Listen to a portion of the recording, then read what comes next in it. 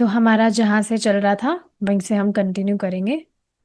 हमने देखा था कि किस तरह से प्रभुपाद जी चर्चा कर रहे थे चैतन्य चरितामृत से, कि कैसे सनातन गोस्वामी जी कंफ्यूज थे।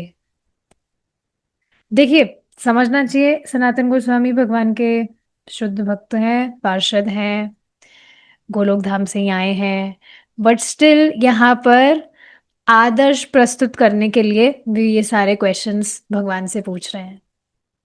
कितनी अमेजिंग चीज है ना, सब कुछ सबको मालूम होता है पर भगवान इस तरह से हमें शिक्षाएं देने के लिए या कुछ लीलाएं करने के लिए इस तरह से भगवान सारे अरेंजमेंट्स करते हैं। सो दिस इज द ब्यूटी।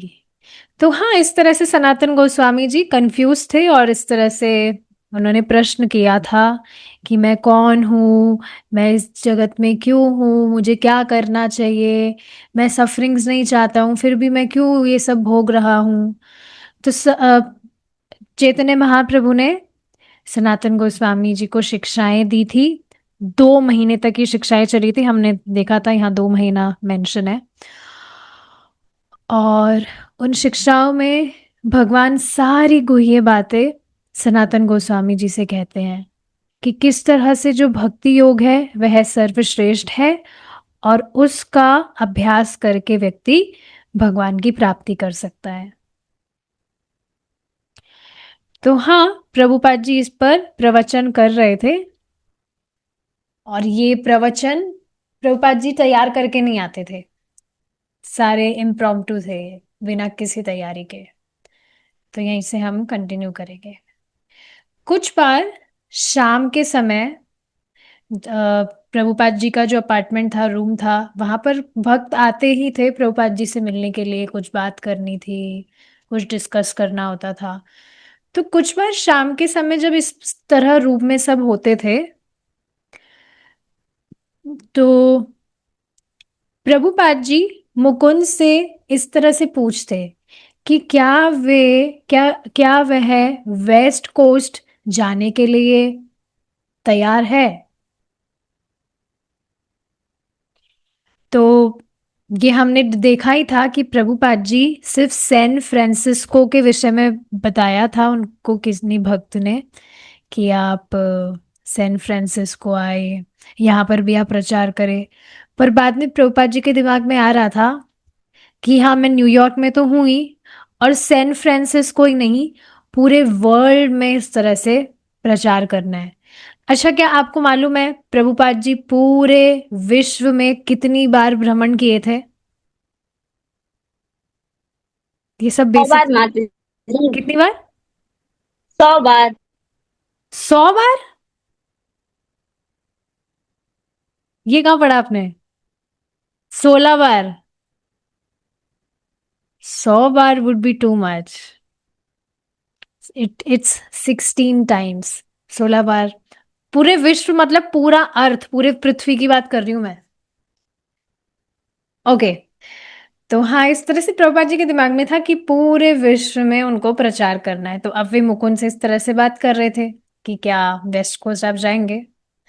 कुछ महीनों के लिए प्रभुपाद जी वेस्ट कोस्ट जाने वाले थे, जो बहुत सारे मतलब जितने भी देश थे उसमें से वेस्ट कोस्ट भी एक जगह थी जहां पर वे जाना चाह रहे थे। लेकिन फिर जब न्यू ईयर का पहला जो हफ्ता था, उस पहले हफ्ते में मतलब उस समय मुकुंद से लेटर आया। मतलब Mukund was living in San Francisco, हम जान रहे हैं, उनकी वाइफ के साथ में, जानकी। तो उन्होंने एक लेटर भेजा मुकुंद ने प्रभुपाद जी के लिए, और इस तरह से उन्होंने बताया कि यहाँ पर हमने एक जगह रेंट पर ली है और हम उसको टेम्पल बनाने में व्यस्त हैं। मतलब यहाँ पर एक छोटा सा टेम्पल हम बनाना चाह रहे हैं उस जगह को। इस तरह से उन्होंने उस लेटर में लिखा। तो फिर प्रभुपाद जी ने इस तरह से अनाउंस किया कि अब मुझे माता जी, तुरंत वहां जाना चाहिए। आपने आपने आंसर क्या बताया है? 14 टाइम। क्या बताया था आपने आंसर? मैंने 16 टाइम्स सुना है। ओके माता जी, मेरे को समझ सुनाई नहीं दिया, नेटवर्क चला गया था। ओके। 16 times, yes. तो हाँ, इस तरह से अब प्रभुपाद जी के पास में जब इस तरह से लेटर आया कि जो मुकुंद है उन्होंने एक जगह वहां पर किराए पे ले रखी है और उसको वो टेम्पल बना रहे हैं, मतलब कंस्ट्रक्शन वगैरह कुछ जो भी मतलब काम है वो सब कुछ चल रहा है। तो प्रभुपाद जी ने इस तरह से अनाउंस किया कि अब मुझे तुरंत वहां पर जाना चाहिए। तो मुकुंद ने उस लेटर में सैन फ्रांसिस्को में किस तरह से एक ग्रुप है किन्हीं लोगों का, उनके विषय में बताया। Hat Ashbery. तो इस तरह से अब आप देखेंगे कि लोग है सब इंसान ही हैं, पर उसके बाद में भी इंसानों में कितने अलग अलग तरह के लोग बटे हुए हैं। आप सोचिए ना, ये अलग अलग तरह की, अगर भारत की बात कर ले, भारत में कितनी सारी अलग अलग सिटीज हैं और हर सिटीज में सबका कल्चर अलग है। जैसे भी कुछ दिन पहले एक महाराष्ट्रियन डेजर्ट मैंने ट्राई किया था। आपने पता नहीं सुना है कि नहीं, उसको बोलते जुन्नू। तो उसको जब बनाया, देखने में बहुत सुंदर लग रहा था। खाने के बाद में, खाने में भी उसका टेस्ट बहुत अच्छा था, but it was completely different, जो मैंने कभी ट्राई नहीं किया था। जेली, जेली जैसा उसका कुछ टेक्सचर था, पर वो एग्जैक्टली जेली भी नहीं था, थोड़ा अलग ही उसका टेक्सचर था। तो अब मैं उसको दोबारा तो नहीं बनाना चाहूंगी। ऐसा नहीं है उसका टेस्ट खराब था, taste was good, but still वो थोड़ा अलग ही उसका टेक्सचर था जो मैंने कभी इस तरह खाया नहीं था। लेकिन महाराष्ट्र में वो बहुत फेमस है, लोगों को बहुत पसंद है। तो इस तरह से आप देखेंगे लोगों के अलग अलग, इस तरह से अलग अलग सिटी में रहते हैं तो अलग अलग कल्चर है। आप माता जी कहाँ रहते हैं? आप बिहार में रहते हैं क्या? जी माता जी। हाँ, तो अब बिहार की कुछ ऐसी फेमस, वहां पर भी कुछ ऐसी डिश होगी जो यार राजस्थान में नहीं जानते होंगे, या आगरा में जैसे प्रिय शर्मा माता जी हैं। तो मैंने सुना है आगरा के पेड़े, पेड़े होते हैं वो, पेठे नहीं पेड़े, वाइट कलर का, वो बहुत वहाँ का बहुत फेमस होता है। तो इस तरह के आप देखेंगे अलग अलग सिटीज में अलग अलग लोग रहते हैं, अलग अलग कल्चर उनका है। तो यहाँ पर भी ये बता रहे हैं सैन फ्रांसिस्को में एक लोगों का ग्रुप है। तो वे इस तरह से उनके विषय में बता रहे थे मुकुंद उस लेटर में। और वो जो ग्रुप था वो भी हिप्पीज का ही ग्रुप था। तो आप देखेंगे कि बहुत सारे जो हिप्पीज हैं वो अपने देश को छोड़कर दूसरे देशों में शिफ्ट हो रहे थे। तो ऐसे यहाँ पर भी जहाँ मुकुंद रह रहे थे सैन फ्रांसिस्को में, वहां पर भी हजारों की तादाद में जो हिप्पीज हैं वो दूसरे देशों से यहाँ पर आ रहे थे, जहाँ पर मुकुंद रह रहे थे। और हाँ, जहाँ पर मुकुंद ने वो जगह रेंट पर ली थी वहां पर भी वो लोग आ रहे थे। तो आप देखेंगे ही, जैसे जो भी भक्त हैं जो प्रचार करते हैं, तो वो इस तरह से कुछ सेंटर्स वगैरह है, टेम्पल्स वगैरह है, वहां पे प्रीचिंग का वर्क करते हैं। जैसे एक माता जी हैं, परम पूज्य सच्चिदानंद स्वामी महाराज की शिष्या, जो आई थी अभी कुछ दिन पहले यहाँ पर। तो वो भी इस तरह से बता रही थी कि कैसे वो भक्ति में आई। उनके देश में एक छोटा सा सेंटर भक्तों ने खोला हुआ था, तो वहां पर संडे प्रोग्राम को बुलाते थे। हर संडे कीर्तन वगैरह रखते और फीस्ट रखते।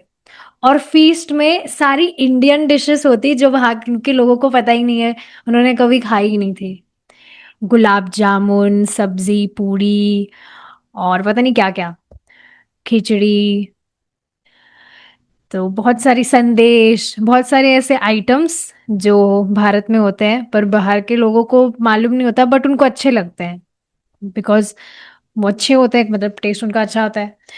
तो इस तरह से यहाँ पर मुकुंद ने भी अपना एक सेंटर खोल लिया था और यहाँ पर वे इस तरह से प्रीचिंग कर रहे थे और बहुत सारे हिप्पीज आते थे यहाँ सेंटर पे भी। So, yes, it was a youth renaissance much bigger than what was going on in New York City.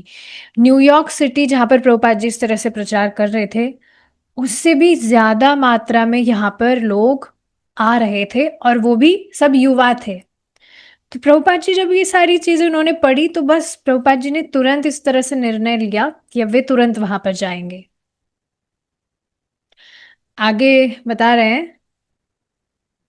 अ, नया टेम्पल इस तरह से रेस करने के लिए, अब डेफिनेटली देखिए कोई अगर जगह है उसको अगर हम किसी कंपनी या किसी ऑर्गेनाइजेशन, टेम्पल भी एक तरह से ऑर्गेनाइजेशन ही है, एक सेंटर है, तो किसी जगह को इस तरह से ट्रांसफॉर्म करने के लिए थोड़ी लीगल फॉर्मेलिटीज वगैरह कुछ लगती है,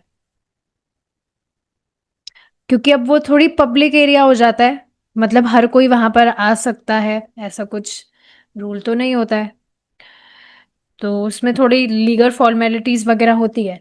तो ऐसे यहाँ पर नए टेम्पल को इस तरह से, उस जगह को नए टेम्पल में ट्रांसफॉर्म करने के लिए कुछ फंड्स वगैरह उन्हें चाहिए थे। तो मुकुंद इस तरह से प्लान कर रहे थे, देखिए क्या लिख रहा है, in a scheme to raise funds for the new temple Mukunda was planning a mantra rock dance and famous rock bands were going to appear. अच्छा, डोनेशन बेसिकली ये रेस करना चाह रहे थे, तो अब उसके लिए कुछ प्रोग्राम रखना चाह रहे थे, मंत्रा रॉक डांस। अब इसका मतलब क्या है? रॉक एक तरह का म्यूजिक होता है जिसमें थोड़ा वो लाउड म्यूजिक होता है, और उस म्यूजिक में महामंत्रा ऐड कर देना। जैसे अभी कुछ दिन पहले यशोमती माता जी का जो ग्रुप है उसमें भी डिस्कशन चल रहा था कि ये जो क्लबिंग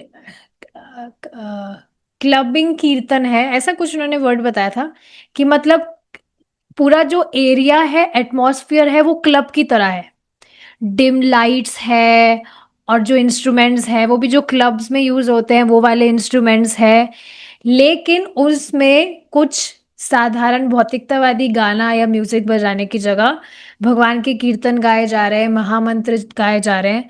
तो उससे भी आप देखेंगे, स्पेशली पाश्चात्य देश की अगर बात की जाए, तो बहुत सारे लोग हैं जिनका जो लाइफ है वो ट्रांसफॉर्म हुआ है इस तरह के कॉन्सर्ट्स जो कीर्तन वगैरह है उसको अटेंड करके। भारत में भी होते ही हैं अब, मतलब जो इस तरह से भक्त है वो यहाँ भारत में भी इस तरह के कॉन्सर्ट्स वगैरह करते हैं। मतलब पूरा एटमॉस्फेयर तो इसी तरह का है कि वो कुछ क्लब वगैरह का एरिया है, बट स्टिल इट्स डिवोशनल, भगवान के कीर्तन वगैरह उसमें होते हैं। तो ऐसे ही कुछ ये भी करना चाहते थे ताकि उससे कुछ डोनेशन वगैरह वे रेस कर सके। तो प्रभुपाद जी और जो हरे कृष्ण महामंत्रा चैंटिंग है वो इसका सेंटर ऑफ अट्रैक्शन होने वाला था। नाम भी थोड़ा इसी तरह से लिंक है, मंत्रा रॉक डांस। तो इसका जो सेंटर था वो प्रभुपाद जी और महामंत्र होने वाला था। इसी से रिलेटेड देखिए, मुझे एक बात शेयर करनी है, यहाँ पर ही बात आ रही है तो, अभी कुछ दिन पहले एक क्लास थी, तो उसमें प्रभु जी बता रहे थे, मतलब प्रभु जी मतलब परम पूज्य सच्चिदानंद स्वामी महाराज के जो डिसाइपल है उनकी क्लास थी वो, तो उसमें वो भगवान की, अगर आपको देखिए अटेंड करनी है तो वो हर सैटरडे को होती है सुबह 10:30 बजे। तो उसमें वे प्रभु जी भगवान की जो कथाएं हैं, pastimes, it's not philosophical class at all, भगवान की जो कथाएं हैं उस पर वे क्लास रखते हैं, और वो सिर्फ हफ्ते में एक बार ही होती है, और उसमें मेडिटेशन भी कराते हैं, भगवान की फोटोज डिस्प्ले करके मेडिटेशन कराते हैं, किस तरह से भगवान ये कर रहे हैं वो कर रहे हैं। तो हाँ, इस तरह से वो कथा थी जिसमें भगवान का बर्थडे था, और उसमें भगवान मतलब बच्चे नहीं है, ही इज यंग, और उसमें मतलब किस तरह से जो ब्राह्मण है वो भगवान का अभिषेक कर रहे हैं, भगवान को माला वगैरह ऑफर की जा रही है, सुंदर सुंदर फीस्ट ऑफर किया जा रहा है, सुंदर सुंदर सुगंध अर्पित की जा रही है। तो उसी तरह से लास्ट में क्लास कंप्लीट होने के बाद में प्रभु जी कहते हैं कि अपना अपना आपने जो भी इनसाइट्स है वो सब आप शेयर कर सकते हैं कि आपको पूरे लेक्चर में से क्या अच्छा लगा।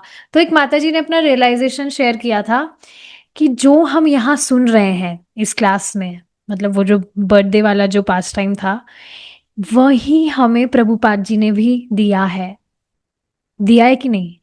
यहाँ पर जिस तरह से साक्षात भगवान को वे अभिषेक कर रहे हैं, फूल माला अर्पित करना, दिस दैट, वैसे हम भी यहाँ पर भगवान के प्रभुपाद जी ने हमें इस तरह से प्रोसेस दिया है। और देखिए जिस तरह से मैं आज भी इस पर रिफ्लेक्ट कर रही थी, एक्चुअली कल शाम को जब मैं भगवान की फोटो देख रही थी, भगवान अब चंदन यात्रा स्टार्ट हो गई है, 21 दिन तक रहेगा ये।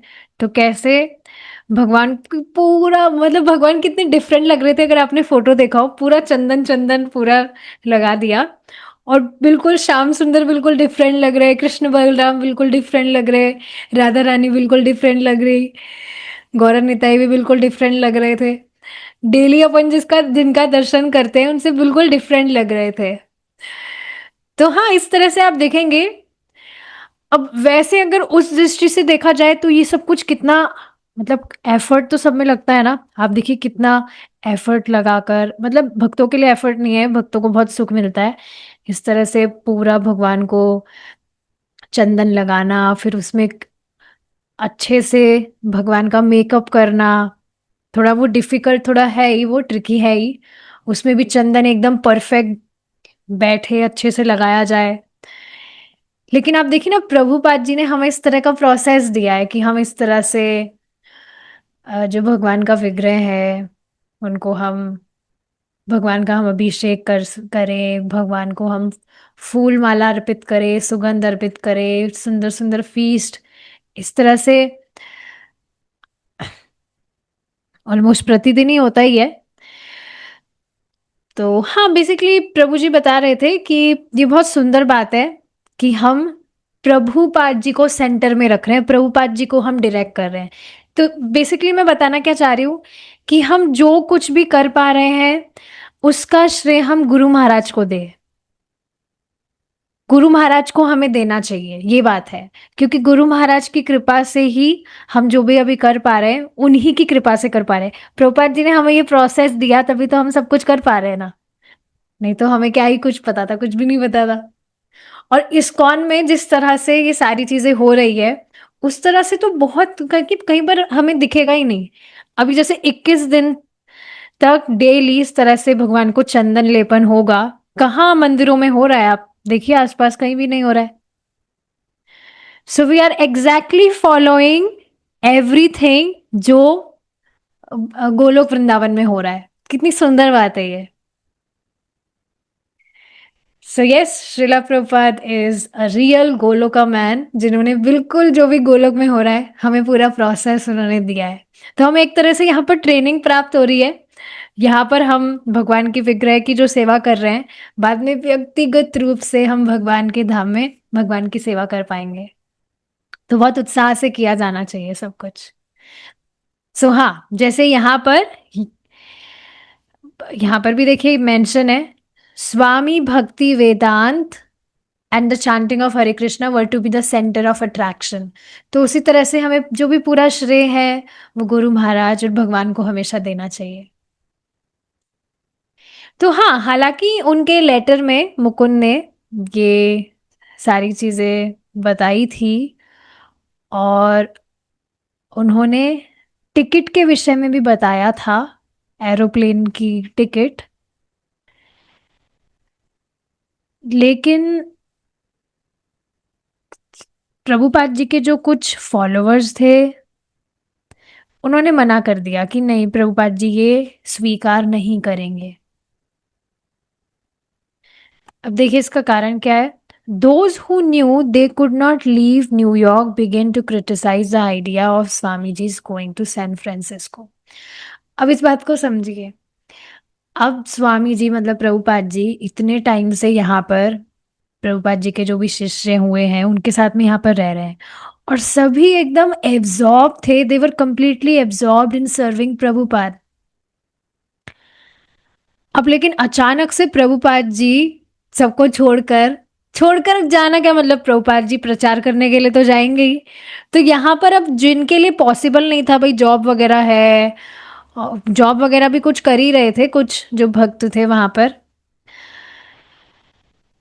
और अब यहाँ पर स्टोर फ्रंट पर फिर क्लासेस वगैरह कीर्तन वगैरह नहीं होगा, तो कैसे मतलब। तो कुछ जो फॉलोअर्स थे प्रभुपाद जी के, जो अब वहाँ न्यूयॉर्क छोड़कर नहीं जाना चाह रहे थे, तो अब वो प्रभुपाद जी इस तरह से छोड़कर जा रहे थे तो उनको थोड़ा खराब लग रहा था। तो उन्होंने क्रिटिसाइज करना शुरू कर दिया कि नहीं, आप ये जो मतलब जो भी एरोप्लेन का टिकट है ये भी एक्सेप्ट नहीं करेंगे, दिस दैट, इस तरह से थोड़ा डिस्टर्ब हो गए थे सब कि ऐसे कैसे गुरु महाराज जा रहे हैं। वे ये नहीं सोच पा रहे थे कि बाहर वेस्ट कोस्ट में जो लोग हैं वे किस तरह से प्रभुपाद जी की अच्छे से केयर कर पाएंगे। जैसे हम यहाँ पर जैसे स्वामी जी की हम सेवा कर रहे हैं time to time, whatever service, तो वहां बाहर में वेस्ट कोस्ट के जो लोग हैं वो इस तरह से स्वामी जी को अच्छे से केयर नहीं कर पाएंगे, उनकी सेवा नहीं कर पाएंगे। तो इस तरह से वे सोच रहे थे। और स्वामी जी रॉक म्यूजिशियन के साथ में मतलब कैसे वहां पर रहेंगे। बेसिकली देखिए, यहाँ सैन फ्रांसिस्को में जो मुकुंद है वो कीर्तन, ये जो म्यूजिक है रॉक म्यूजिक, उसमें ही वे कीर्तन करने वाले थे। तो अब प्रभुपाद जी तो उस तरह से नहीं करते थे कीर्तन, प्रभुपाद जी तो अपना जो उनका मेलेडी है साधारण जो भी मृदंग वगैरह पर, वही प्रभुपाद जी करते थे। तो हाँ, भक्त यहाँ पर सोच रहे थे कि प्रभुपाद जी वहाँ रॉक म्यूजिशियंस में मतलब इस तरह से कैसे क्या कीर्तन वगैरह होगा, और बाहर के जो लोग हैं वो इस तरह से प्रभुपाद जी का सम्मान भी नहीं कर पाएंगे। तो इस तरह से बहुत सारे दिमाग में उनकी चीजें चल रही थी। और वहां पर कोई सूटेबल मंदिर भी नहीं है, कुछ प्रिंटिंग प्रेस वगैरह नहीं है, ना God back to Godhead magazine वहां पर पब्लिश होगा, मतलब जो भी यहाँ पर चल रहा है वो सब कुछ वहां पर होगा ही नहीं। यहाँ पर पूरा जो भी establishment, proper establishment Prabhupada ji ने इस तरह से करवा रखा है, वहां पर तो ये सब कुछ है ही नहीं। तो फिर क्यों स्वामी जी को न्यूयॉर्क छोड़कर वहां पर जाना है, उन अजनबियों के बीच में एक फंक्शन अटेंड करने कैलिफोर्निया में, सैन फ्रांसिस्को कैलिफोर्निया में है। यहाँ से पता लग रहा है मतलब जीके मेरा वैसे भी अच्छा नहीं रहा है कभी भी, बट हाँ आप देखेंगे, मैंने एक बार की सुना था, शुरू शुरू में सुना था भगवत गीता, मतलब भक्तों का संग भी नहीं मिला था, बट किन्हीं भक्त को मैं सुन रही थी यूट्यूब पर, तो उन्होंने इस तरह से बताया था कि यहाँ भौतिक जगत में हम जो भी सब्जेक्ट्स पढ़ते हैं, जियोग्राफी, साइंस, बायोलॉजी, वॉटेवर, वो सभी कुछ भगवत गीता हमारे जो शास्त्र हैं वो सब कुछ ऑलरेडी इसमें कवर हो जाते हैं।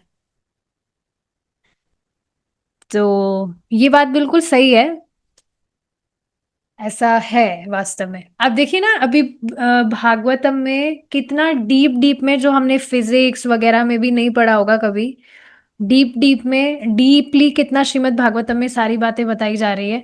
बीच में कुछ टॉपिक आया था, मुझे याद नहीं आ रहा है, बट उसमें कुछ पार्टिकल्स से रिलेटेड था कि कैसे जो पार्टिकल्स हैं हवा में, और कुछ साउंड से रिलेटेड भी काफी सारे कुछ टॉपिक्स थे। तो बहुत सारी चीजें हैं जो श्रीमद् भागवतम में डीप में बताया गया है, जो यहाँ की बुक्स में भी हम अच्छे से नहीं पढ़ सकते हैं। तो हाँ, ये जो जगह थी सैन फ्रांसिस्को, ये कैलिफोर्निया में थी, तो हम सब सोच रहे थे कि स्वामी जी वहां पर क्यों जाना है अजनबियों के बीच में स्वामी जी को, और मतलब हमें कैसे यहाँ पर वो न्यूयॉर्क में छोड़कर इस तरह से जा सकते हैं।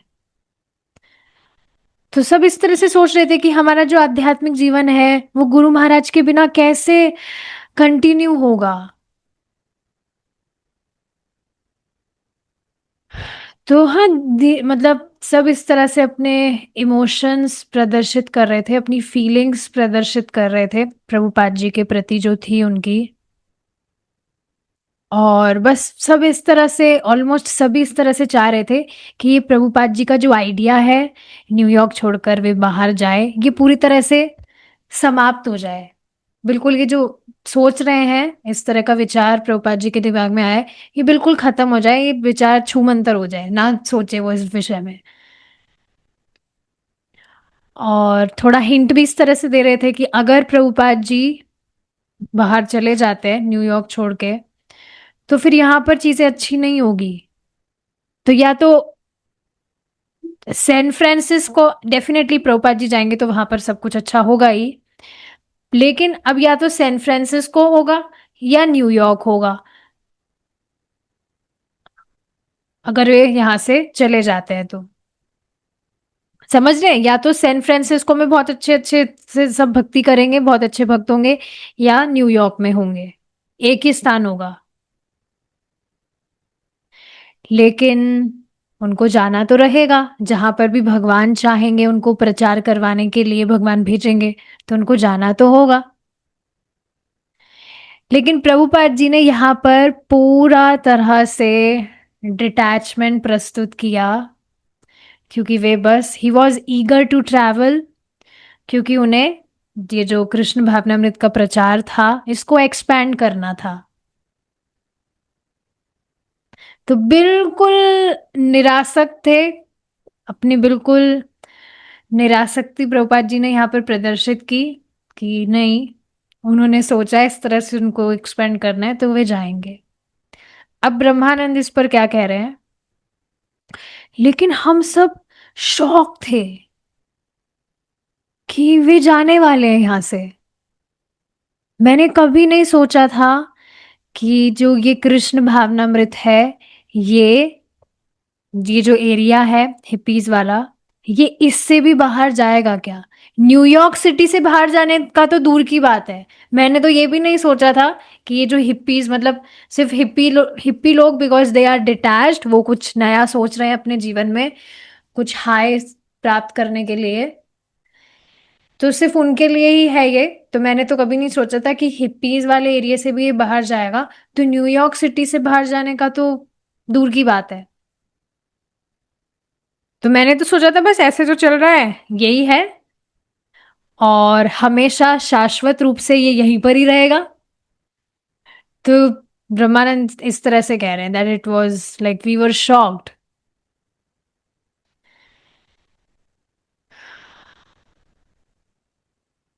सो दिस इज क्वाइट अमेजिंग। जैसे कभी कभी मेरे दिमाग में भी आता है कि, चलिए मैं बाद में बताऊंगी, आगे देखते हैं। तो अब जब लास्ट के जो दिन थे, जनवरी का महीना चल रहा था, अभी न्यू ईयर आया था, फर्स्ट वीक में मुकुंद से लेटर प्राप्त हुआ।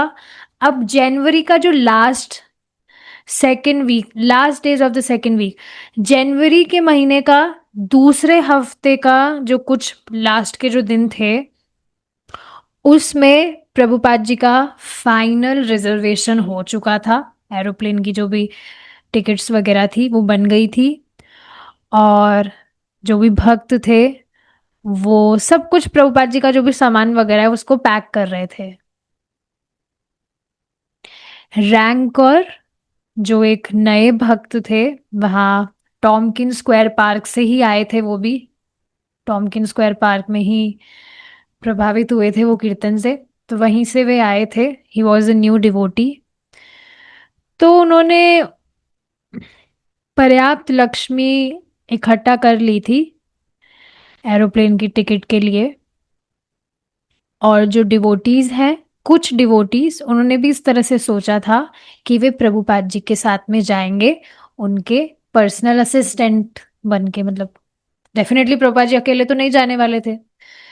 तो हाँ, कुछ भक्त भी प्रभुपाद जी के साथ इस तरह से जाने वाले थे। तो प्रभुपाद जी ने इस तरह से कहा था, सबको बताया था कि वो सिर्फ कुछ हफ्तों के लिए जा रहे हैं। He would only be gone a few weeks, and that he wanted all the programs to go in his absence. तो कुछ हफ्तों के लिए जब प्रभुपाद जी यहाँ पर नहीं होंगे, तो जैसा सब कुछ चल रहा था, प्रभुपाद जी चाह रहे थे कि वैसा ही कंटिन्यू रहे। जो भी प्रोग्राम्स वगैरह हम कर रहे थे, संडे फीस्ट, टॉमकिन स्क्वायर में जो भी कीर्तन हो रहा था, जो भी पब्लिकेशन यहाँ हो रहा था बैक टू गॉड हेड का, तो जो भी ये सारी चीजें चल रही थी वो मेरी अनुपस्थिति में भी जारी रहे। तो प्रभुपाद जी इस तरह से अपने रूम में वेट कर रहे थे जब तक जो भी बाकी जो भी प्रभुपाद जी के शिष्य थे वे कार वगैरह के लिए अरेंज कर रहे थे ताकि एयरपोर्ट जा सके। अब उस समय जो अभी के दिन जो चल रहे थे, न्यू ईयर आप जान ही रहे, जनवरी का टाइम है, बहुत ज्यादा ठंड होती है। तो उस समय भी बहुत फॉगी फॉगी सा सब कुछ था और बहुत ठंड थी उस समय। तो आप देखिए, अगर आपका इस तरह का अनुभव है कि नहीं, सर्दियों में जब इस तरह से कार से ट्रैवल करते हैं तो कांच पर बहुत ओस जम जाती है। तो ऐसा ही कुछ यहाँ पर भी हो रहा था, हर जगह ओस ही ओस इस तरह से हो रही थी। तो प्रभुपाद जी ने अपना सिर्फ एक सूटकेस ही लिया था, उसमें ज्यादातर बस उनके कपड़े थे, सर्दी का समय था, और कुछ किताबें थी। तो प्रभुपाद जी ने एक बार जाने से पहले अपना सूटकेस चेक किया कि उसमें जो भी मेन्यू स्क्रिप्ट्स है भगवत गीता, मतलब जो भी शास्त्र वहां पर भी प्रवचन करने वाले थे प्रभुपाद जी, तो वो सब उसमें है कि नहीं। अब देखिए, प्रवचन तो प्रभुपाद जी वैसे भी कर सकते हैं, उसमें कोई इशू नहीं है, पर एक ये चीज भी होती है, सामने जब किताब होती है, जिसे आप अगर कभी नोटिस किए हो, परम पूज्य राधा गोविंद महाराज, जैसे उनके विषय में अगर बताया जाए, सभी महाराज गुरु महाराज ऐसे करते हैं। परम पूज्य राधा गोविंद महाराज को आप देखेंगे, सामने ग्रंथ खुला है, तो सिर्फ वे श्लोक, सामने वाला कोई भी जो भक्त है वो इस तरह से श्लोक गाएगा, महाराज श्लोक गा रहे हैं, सामने वाला भक्त श्लोक गा रहा है, और उस श्लोक की व्याख्या इतना खोल खोल कर महाराज अपने आप कर देते हैं। अगर आप महाराज की कथा सुनते हैं या सुने हैं कभी, तो इस तरह से यही शैली है महाराज की, खाली श्लोक गाएंगे और फिर खोलते जाएंगे, उसको खोलते जाएंगे, उसका अनुवाद खोलते जाएंगे, बहुत पूरी, बहुत मतलब इस तरह से कथा सुनाते हैं महाराज। तो हाँ, प्रभुपाद जी भी इस तरह से कर सकते थे, बट स्टिल बुक्स जरूरी थी। तो हाँ, प्रभुपाद जी ने इस तरह से पूरा चेक किया। कीर्तिदानंद यहीं पर रहने वाले थे, उनके अपार्टमेंट में जो भी, बिकॉज कीर्तिदानंद, आपको मालूम होना चाहिए, प्रभुपाद जी के पर्सनल सर्वेंट थे, तो सारा अपार्टमेंट में वे ध्यान रखने वाले थे सारी चीजों का। और जहाँ प्रभुपाद जी बैठा करते थे, अपनी कथा वगैरह करते थे, तो कम से कम 6 महीने तक वे, 6 महीने से भी ज्यादा वे वहीं पर ही बैठते थे। बहुत मतलब बहुत समय से इस तरह से वहीं पर बैठे थे। और एक मिनट, इसको पढ़ लेते हैं। He sat down at his desk where for more than 6 months he had sat so many times, working for hours at the typewriter preparing his Bhagavad Gita and Srimad Bhagavatam, and where he had sat talking to so many guests and to his followers. But today he would not be talking with friends or typing a manuscript. अच्छा, sorry, इस तरह से बताया जा रहा है जहां पर प्रभुपाद जी बैठा करते थे प्रवचन वगैरह करने के लिए। प्रवचन तो स्टोर फ्रंट में करते थे, यहाँ बैठा करते थे अपने रूम में, जो भी लोग उनके पास आते थे उनसे बातचीत करने के लिए, या अपना टाइपिंग वगैरह जो भी काम उनका होता था, भगवत गीता श्रीमद् भागवतम पर कमेंट्रीज लिखने का, वो सारा काम वहां पर कर रहे थे। 6 महीने से भी ज्यादा टाइम हो गया था, और काफी बार वहां पर ही वे बैठा करते थे, इस तरह से अपना काम करते थे।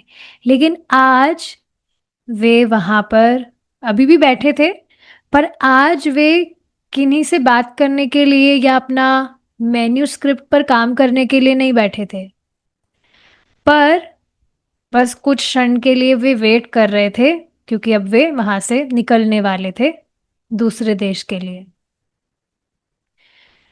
न्यूयॉर्क में उनकी ये दूसरी सर्दी थी। यहाँ पर उन्होंने Krishna consciousness movement already launch कर दिया था, और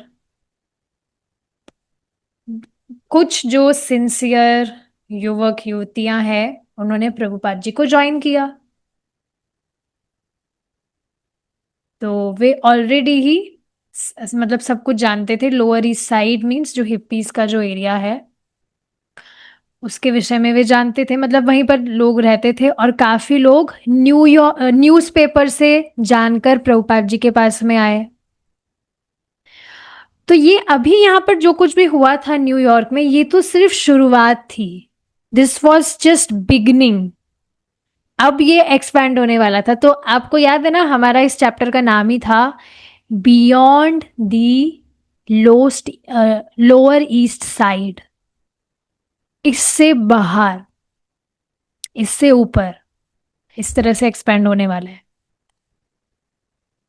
तो इस प्रयोजन के लिए प्रभुपाद जी ने वृंदावन छोड़ा, वहां से वे यहां पर आए।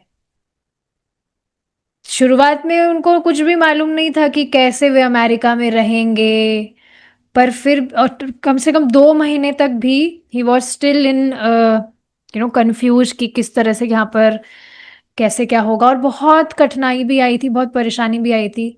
हमने पढ़ा था किस तरह से यहाँ के जो भी लोग थे उनका बिहेव बहुत अलग था प्रभुपाद जी के प्रति।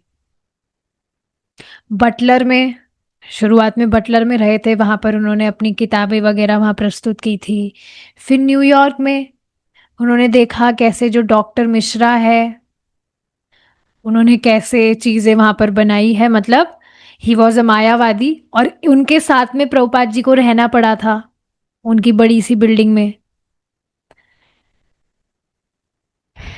तो हाँ, इस तरह से जो डॉक्टर मिश्रा है इन्होंने अपना कोई योगा स्टूडियो भी खोला हुआ था, और उसमें कुछ पैसे वगैरह भी ये चार्ज करते थे, लेकिन गीता का जो वास्तविक मैसेज है उसको वो डिलीवर नहीं कर रहे थे, मायावादी थे। लेकिन अमेरिकी लोग जो हैं वे भी कुछ, हमने देखा था काफी लोग थे जो इस तरह से एक स्पिरिचुअल मास्टर की तलाश में थे, एक जेन्युइन स्पिरिचुअल मास्टर जो उन्हें मार्गदर्शन दे कि उनको क्या करना है क्या नहीं करना है। सो यस, इस तरह से पूरा ये जो साल था ये डिफिकल्ट रहा। उनके जो गॉड ब्रदर्स थे, गुरु भाई, वो भी उनकी सहायता करने के लिए कुछ भी इंटरेस्टेड नहीं थे। लेकिन वास्तव में उनके जो गुरु महाराज है वे यही चाहते थे। क्या चाहते थे? कि इस तरह से प्रचार हो। तो वास्तव में प्रभुपाद जी करने तो वही आए थे जो उनके गुरु महाराज की आज्ञा थी, और जो स्वयं चैतन्य महाप्रभु चाहते थे। लेकिन फिर भी उनके ही गुरु भाई भी उनकी कुछ सहायता करने में इंटरेस्टेड नहीं थे। लेकिन फिर भी क्योंकि महाप्रभु की इच्छा थी, आपको मालूम होना चाहिए ये, कि महाप्रभु ने इस तरह से भविष्यवाणी की थी कि आगे जाकर मेरा सेनापति भक्त आएगा जो इस तरह से पूरे विश्व में प्रचार करेगा, and Prabhupada is that person. तो क्योंकि महाप्रभु की इच्छा थी, इस तरह से उनकी कृपा से, उनके आशीर्वाद से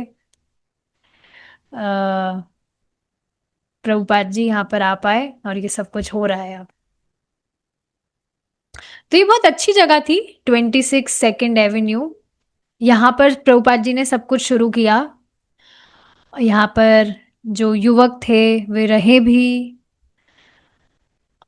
कुछ जो युवक थे वो अपनी सैलरी भी डोनेट कर रहे थे प्रभुपाद जी को। तो ये सभी कुछ शुरुआत थी। अब प्रभुपाद जी अपनी घड़ी की तरफ देख रहे थे, और उन्होंने अपना कोट पहना, अपनी हैट पहनी, अपने जूते वगैरह पहने, अपना जो दायां हाथ है वो उन्होंने अपने बीट बैग में डाला, और चैंटिंग करना शुरू किया। और चैंटिंग करते करते वे अपने अपार्टमेंट से बाहर आए, नीचे सीढ़ियों से उतरे, और कोर्टयार्ड्स के कोर्टयार्ड से होते हुए, जो कि अभी भी मतलब बहुत ठंड था, और जनवरी का समय समझ लीजिए, वहां पर बहुत बर्फ का एरिया है पूरा। तो पूरा इस तरह से जमा हुआ था, बर्फ ही बर्फ जमी हुई थी वहां पर। जो पेड़ थे वहां के, वहां पे वो पूरे गंजे हो गए थे, मतलब कुछ भी पत्तियां वगैरह वहां पर नहीं थी, एक भी पत्ती नहीं थी। और फिर भी जो पेड़ है, हमने आपने सुना होगा ये, on the way to Krishna, Krishna की ओर जो पुस्तक है, उसमें फर्स्ट पेज पर ही प्रभुपाद जी समझाते हैं कि जो पेड़ है वो, उसकी चेतना इतनी निम्न है कि अगर उस पर बर्फ भी गिर रही है तो भी वो सोच रहा है वाह मैं तो बहुत खुश हूँ, या बहुत धूप उस पर गिर रही है तब भी वो बहुत खुश है। सो this is because of low consciousness. तो यहाँ पर भी जो पेड़ है वो बिल्कुल इस तरह से, कुछ भी उस पर पत्ती वगैरह नहीं थी।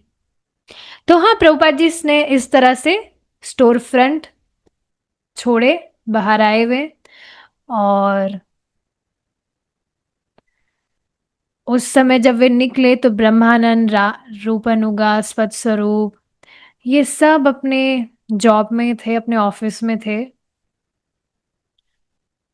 तो यहाँ पर कोई फेयरवेल भी कुछ नहीं हुआ, जैसे होता है ना, पता नहीं आपने कभी ऐसा देखा है कि नहीं, जैसे परम पूज्य सच्चिदानंद स्वामी महाराज अभी लास्ट में जब गए थे, यहाँ पर गोवर्धन में थे, तो कीर्तन मेला के लिए उन्हें शायद ऋषिकेश के लिए निकलना था। तो सुबह सुबह फेयरवेल का मतलब क्या होता है कि गुरु महाराज जा रहे हैं, या कोई भी अगर साधारण फेयरवेल भी आपने देखा होगा स्कूल्स वगैरह में, so because they are departing, तो उनको सी ऑफ करने के लिए आते हैं एंड ऑल दोज थिंग्स। तो यहाँ पर लेकिन कोई भी नहीं था, सब अपने जॉब वगैरह पर थे, और कुछ भी फेयरवेल वगैरह नहीं था, कोई सी ऑफ करने के लिए भी नहीं था, बस प्रभुपाद जी इस तरह से निकल गए थे। तो अब आगे सैन फ्रांसिस्को में बहुत सारी क्या क्या चीजें होने वाली है, we will study it in our next chapter. नाम देख लेते हैं, स्वामी इनवाइट्स दी हिप्पीज। तो यहाँ पर भी बहुत सारे हिप्पीज, हिप्पीज ही होने वाले हैं, हमने जैसा कि पढ़ा, मुकुंद ने बताया लेटर में। तो हाँ, नेक्स्ट चैप्टर हम हमारे नेक्स्ट सेशन में स्टार्ट करेंगे, भगवान ने चाहा तो। Thank you so much for joining, we will stop here now. Shrila Prabhupada की जय। हरे कृष्णा।